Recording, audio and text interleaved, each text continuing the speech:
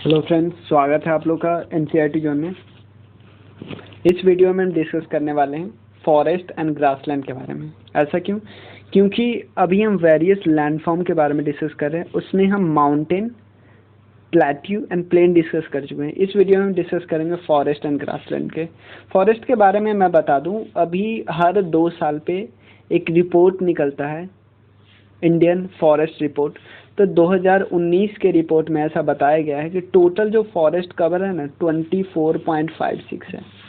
इसमें से मैं बता दूं कि फॉरेस्ट को हम 2 टाइप में डिवाइड करते हैं। एक तो जो 2 टाइप में कैसे, मैं बता देता हूँ कि एक देखते हैं कि जो कैनोपी डेंसिटी होती है, कैनोपी डेंसिटी 10% से ज़्यादा हो और प्लस 1 हेक्टेयर से ज़्यादा हो, तो इसको हम फॉरेस्ट कवर बोलते हैं। एक होता है ट्री कवर है, और इसमें कतई नहीं होता है कोई प्राइवेट बंदा ही ऐसे खेती किया हुआ है, ऐसे ट्री का प्लांटेशन किया हुआ है, तो उसको भी हम काउंट करेंगे। ऐसा नहीं कि प्राइवेट वाले को हम सीधा सीधा काउंट नहीं करते, नहीं, सबको काउंट करते हैं। जो फॉरेस्ट रिपोर्ट आती है ना, उसमें प्राइवेट और पब्लिक, ऐसा नहीं कि सिर्फ गवर्नमेंट वाला काउंट होता है, ये ध्यान रखिएगा। और एक और चीज़, 2 टाइप होता है, एक फॉरेस्ट कवर, एक ट्री कवर होता है। जो हमारी रिपोर्ट में बताया गया है कि 24.56% एरिया पे जो हमारा फॉरेस्ट कवर है, उसमें आप दोनों को काउंट कीजिए, फॉरेस्ट कवर और ट्री कवर। ट्री कवर वो एरिया होता है जहाँ पे कुछ पेड़ तो लगाए गए हैं जिसकी डेंसिटी लेस देन 10% है, और कैनोपी डेंसिटी की बात करें, और उसके अलावा वो एरिया 1 एकड़ से कम है। अगर इन दोनों से ज़्यादा होगा तो उसको हम ट्री कवर में काउंट करेंगे, जब उसको फॉरेस्ट कवर में। ट्री कवर में कब काउंट करते हैं? जब एक ऑप्शन इसे भी हो सकता है, कैनोपी डेंसिटी 10% से कम और 1 एकड़ से ज़्यादा ज़मीन पे। उसके अलावे आपको पता होगा एक बंधन स्कीम आती है, उसके अलावे कैंपा एक्ट है। अगर आप करंट अफेयर्स कहीं से कर रहे हो तो ये सब ध्यान रखो। फॉरेस्ट असेसमेंट के लिए एक रिपोर्ट आती है। अगर आप कहीं से कर रहे हो करंट अफेयर्स तो ये सब ध्यान रखना, क्योंकि हम इसमें स्टैटिक डिस्कस कर रहे हैं। क्लियर? तो फॉरेस्ट के टाइप के बारे में देखते हैं। फॉरेस्ट के टाइप है जैसे tropical evergreen forest, rain forest, उसका tropical semi deciduous forest, temperate mix forest, coniferous forest, tundra forest और माउंटेनियस फॉरेस्ट। देखो, फॉरेस्ट सिर्फ 2 चीज़ पे डिपेंड करते हैं, रेनफॉल और टेम्परेचर। कोई भी चीज़ रेनफॉल पे सबसे ज़्यादा डिपेंड करती है और टेम्परेचर पे। सबसे पहले ट्रॉपिकल एवरग्रीन रेन फॉरेस्ट की बात करते हैं, तो ये किस एरिया में मिलते हैं? इक्वेटोरियल एरिया में मिलते हैं, इक्वेटर के पास। जैसे इक्वेटर है, इक्वेटर के आसपास वाले एरिया में हम मिलते हैं, ताकि यहाँ पे क्या होता है, पूरे साल बारिश होती रहती है, पूरे साल बारिश होती रहती है, तो पूरे साल हरियाली रहती है, तो और टेम्परेचर भी ठीक ठाक मिल जाता है। तो such forest are found in equatorial region and tropical region with more than 200 centimetre annual rainfall होती है। और लिप्स क्या करते हैं, इसके बहुत वाइड होते हैं, और लिप्स क्या करते हैं, सीजनल नहीं होते। जैसे डेसिडुअस में क्या होता है कि एक सीजन में जो लिप्स होते हैं गिर जाते हैं, इसमें ऐसा नहीं होता है। क्लियर? तो आप देखते हैं कि इंडिया में कहाँ मिलता होगा। इंडिया में वो एरिया जहाँ पे बहुत ज़्यादा बारिश होती है, जैसे यहाँ की बात करते हैं, ये वाला एरिया है जहाँ पे, क्योंकि रेनफॉल, यहाँ पे मानसून आती है, तो यहाँ पे क्योंकि मानसून के कारण जो यहाँ पे बहुत ज़्यादा बारिश होती है, क्योंकि आपको पता है एक ओरोग्राफिक रेनफॉल होता है जो पहाड़ से टकराने के ऊपर ऐसे बारिश कर देता है। आपको डिटेल में नहीं बताऊँगा अभी। तो इसके कारण यहाँ पे और यहाँ पे बारिश होती है। क्लियर? तो यहाँ पे जो सबसे पहले जो ट्रॉपिकल वेट एवरग्रीन, यहाँ पे फॉरेस्ट होती है, यहाँ पे थोड़ा बहुत मिलता है और यहाँ पे मिलता है, 3 जगह पे मिलता है। अब बात करें तो दूसरा फॉरेस्ट कौन सा है, ट्रॉपिकल सेमी डेसिडुअस फॉरेस्ट। यहाँ पे क्या होता है, इससे कम रेनफॉल मिलता है, लेस देन 150 सेंटीमीटर। यहाँ पे कितना है, 200 से ज़्यादा है। इसका जो पेड़ है, रेडवुड, महोगनी आता है, पाम आता है। क्लियर ना? और जो 150 से कम मिलता है तो यहाँ पे सागवान, साल, बम्बू, ये सब मिलते हैं। उसका टेम्परेट मिक्स फॉरेस्ट, क्योंकि आपको पता है, एक चीज़ मैं आपको बता दूँ सिंपल, कि हमारा जो ज्योग्राफी है ना इंडिया का ज्योग्राफी ऐसे मान लो कुछ ऐसे है, तो क्योंकि अगर मान लो ऐसे हैं तो यहाँ से 23.5 गुजरता है, 23.5 गुजरता है तो नीचे वाला होगा ट्रॉपिकल रीजन और ऊपर वाला कौन होगा, सब ट्रॉपिकल रीजन। समझ गए, सब ट्रॉपिकल रीजन। अब समझिए, अब आगे देखिए, ट्रॉपिकल सेमी ड्यूज, हाँ, temperate mixed forest, such forest are mixture of forest tree and shrubs, कॉक एग्जाम्पल इसके are major tree of this. देखो यहाँ पे क्या होता है कि ट्री और श्रब्स जो होते हैं, श्रब्स मतलब घास फूस, इन दोनों का मिक्स्ड होता है, इसलिए हम बोलते हैं टेम्परेट मिक्स्ड फॉरेस्ट। यहाँ पे जो टेम्परेट एरिया होता है वहाँ पे खेती होती है, गेहूं की अच्छी खेती होती है अगर दुनिया की बात करें तो। और कॉर्क्स और ओक इसका इंपॉर्टेंट है। कोनीफेरस फॉरेस्ट, नाम से पता चला कोन टाइप का इसका पेड़ है, कोन। तो ये कहाँ पे मिलता है, जो ठंडा वाला जगह होता है ना वहाँ पे मिलता है। ये भी एवरग्रीन फॉरेस्ट है लेकिन ठंडा वाला जगह पे मिलता है। टाइगा आपको पता है ना, अगर टाइगा, देखो ये होता है सबसे पहले रीजन होता है, ये होता है ये होता है ट्रॉपिकल, उसके बाद सब ट्रॉपिकल, यहाँ टेम्परेट, यहाँ पे टाइगा, यहाँ पे टुंड्रा। मतलब आप मतलब एग्जैक्टली नहीं है ऐसे, मतलब सीरियल वाइज हम बस देख रहे हैं, मतलब ये नहीं जोड़ने लगना कि यहाँ पे आपके कितना डिग्री दिख रहा है, नहीं। सबसे पहले इक्वेटोरियल या ट्रॉपिकल बोलते हैं, उसके बाद सब ट्रॉपिकल, टेम्परेट, टाइगा, टुंड्रा। देखो टाइगा यहाँ पे क्या होता है, एवरग्रीन होते हैं। This are forest have sunlight straight trunk होते हैं, कोनिकल शेप होता है, नाम से नहीं पता चल रहा है।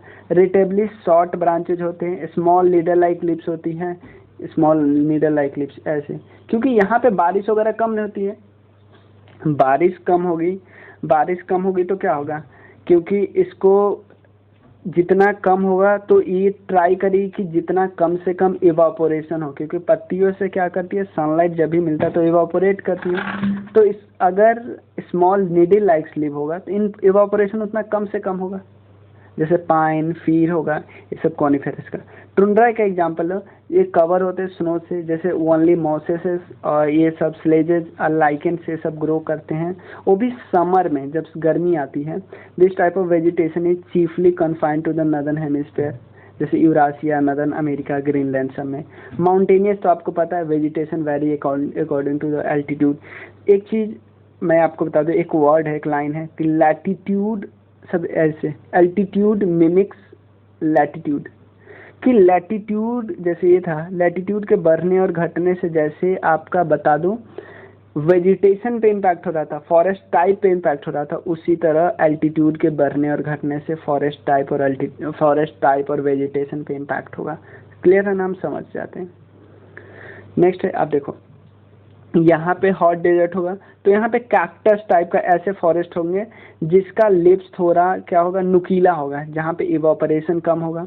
ये वाला पार्ट है ट्रॉपिकल ड्राई डेसिडुअस वाला पार्ट है, ये वाला पार्ट, ये वाला पार्ट यहाँ पे। ये वाला प्लाट पे क्यों नहीं ऐसा है, ये वाला पार्ट इसलिए है कि रेन शैडो रीजन में आ जाता है। जब यहाँ पे आती है, जब मानसून आती है तो बहुत सारा तो यहीं टकरा के बारिश हो जाता है। तो यहाँ पे पहाड़ है, पहाड़ के कारण क्या होता है, जैसे पहाड़ ऐसे होते हैं तो एयर में मॉइस्चर अपना साथ था, इसके साथ टकरा के यहाँ पे बारिश कर दी। लेकिन अब इसके बाद ऊपर से होके जो एयर जाती है ना, तो इसका मॉइस्चर खत्म हो गया रहता, तो कहाँ से बारिश करेगी, तो यहाँ बारिश नहीं होती। तो इसलिए इसको बोलते हैं रेन शैडो रीजन। तो रेन शैडो रीजन में हमेशा बारिश नहीं होती। यहाँ पे बारिश क्यों नहीं होती और यहाँ पे डेजर्ट क्यों मिलता है, क्योंकि यहाँ पे जो यहाँ के आसपास अरावली है, तो यहाँ पे बारिश, यहाँ पे एयर जाती है मॉइस्चर के साथ, लेकिन इस मॉइस्चर को रोकने वाला कोई पहाड़ ही नहीं है, तो अरावली के साथ साथ ही मूव करके आगे चला जाता है, ऐसे मूव करके आगे चला गया। क्लियर है ना, तो ऐसे मूव करके आगे चला गया तो यहाँ पे बारिश कहाँ करेगा, फिर जाके यहाँ पे बारिश करता है नदर्न इंडिया में। तो यहाँ पे डेजर्ट आपको पता है कैसी फसल होती है। इसी तरह आप देख सकते हो हॉट कोल्ड डेजर्ट है, यहाँ पे ये है हॉट डेजर्ट। अब कौन कौन है, हाँ, हिमालयन मॉइस्ट टेम्परेट वाला है और सब ट्रॉपिकल कॉनिफेरस है। तो मैंने बोला ना कि जो लैटिट्यूड पे जिस तरह इम्पैक्ट होते हैं उसी तरह एल्टीट्यूड पे भी इम्पैक्ट होता है। क्लियर।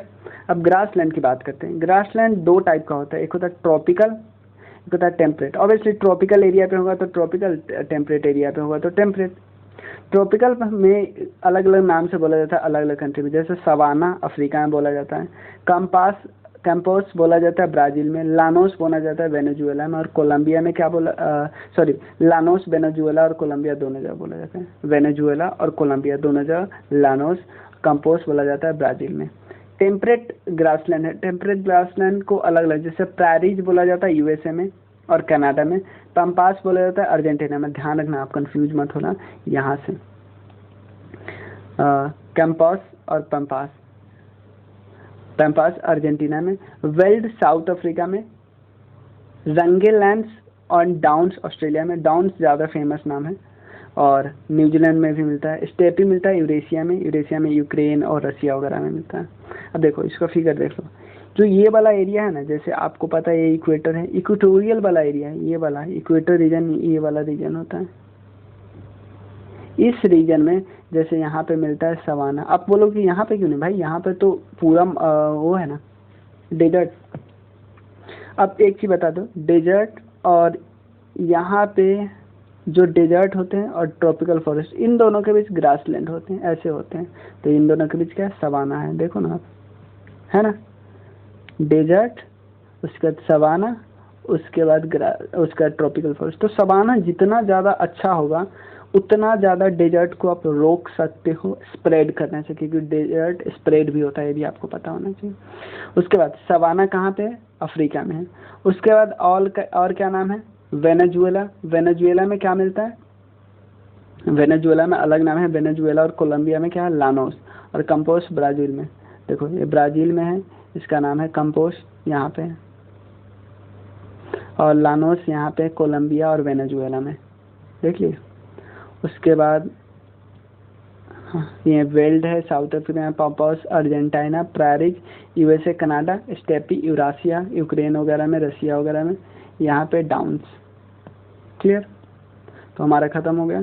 एक चीज़ और बता दूं, मैं इसके अलावा क्या क्या कर रहा हूँ पॉलिटिकल साइंस में। आज हमारा डिस्कशन होने वाला है कि सोर्सेस कहाँ से हमने बोरो किया कॉन्स्टिट्यूशन के लिए, सब्जेक्ट सब। उसके अलावा ज्योग्राफी तो हो ही रहा है, हमारा मेडाइवल हिस्ट्री ख़त्म होने वाला है। 1-2 दिन, 2 क्लास, 2 वीडियो और लगेंगे तो हमारा ख़त्म हो जाएगा। तो चलिए, थैंक यू सो मच। आपके किसी फ्रेंड को ज़रूरत होगी तो ज़रूर शेयर कीजिए। मैं आपसे ज़्यादा एक्सपेक्ट नहीं कर रहा हूँ, मैं ज़्यादा मांगता भी नहीं हूँ कि मैं उसको ही बोलता हूँ कि आप कंट्रीब्यूट करो जो कर सकते हो। क्लियर, और उसके अलावा आप क्या कर सकते हो, अपने दोस्तों के साथ शेयर कर सकते हो, सब्सक्राइब करो अगर पसंद आता है तो, और लाइक करो।